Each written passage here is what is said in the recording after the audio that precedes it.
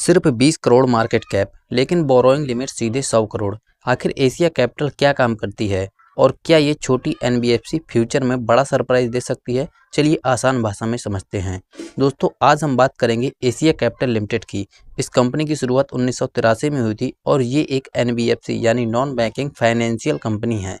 अब आसान भाषा में समझें तो यह कंपनी लोन देती है, इन्वेस्टमेंट्स करती है और कॉरपोरेट्स को फाइनेंसिंग सॉल्यूशन प्रोवाइड करती है। यानी ये बैंकिंग जैसी फाइनेंशियल एक्टिविटीज़ करती है, लेकिन ट्रेडिशनल बैंक नहीं है।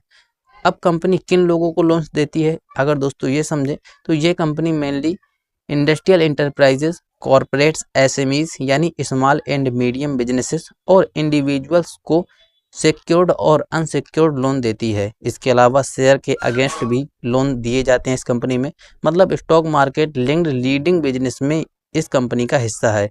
अब इंटरेस्टिंग बात यह है दोस्तों कि कंपनी सिर्फ लेंडिंग तक सीमित नहीं है, ये share, bonds, debentures, mutual fund और सिक्योरिटीज में भी इन्वेस्ट करती है। इतना ही नहीं, कंपनी रियल एस्टेट प्रॉपर्टी जैसे लैंड, बिल्डिंग्स और कमर्शियल प्रोजेक्ट्स में भी इन्वेस्ट कर सकती है। यानी बिजनेस मॉडल काफ़ी डाइवर्सिफाइड फाइनेंशियल स्ट्रक्चर पर बेस्ड है। अब दोस्तों FY24 की बात करें तो कंपनी ने लगभग 5.53 करोड़ रुपए के लोन्स डिसबर्स किए, जो पिछले साल से करीब 5% ज़्यादा थे और इंटरेस्ट इनकम भी लगभग 11% बढ़ी। मतलब लैंडिंग बिजनेस में धीरे धीरे ग्रोथ देखने को मिली। अब सबसे बड़ी बात, कंपनी ने बोरोइंग लिमिट बढ़ाकर 100 करोड़ रुपए तक अप्रूव कर दिए। यानी मैनेजमेंट फ्यूचर एक्सपेंशन और लार्जर फाइनेंसिंग एक्टिविटी की तैयारी कर रहा है। लेकिन दोस्तों, रिस्क को यहाँ पर समझना जरूरी है।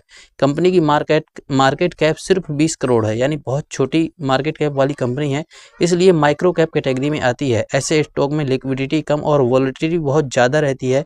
इसके अलावा एनबीएफसी सेक्टर में लोन डिफॉल्ट रिस्क और इकोनॉमिक स्लोडाउन का असर भी बड़ा फैक्टर रहता है।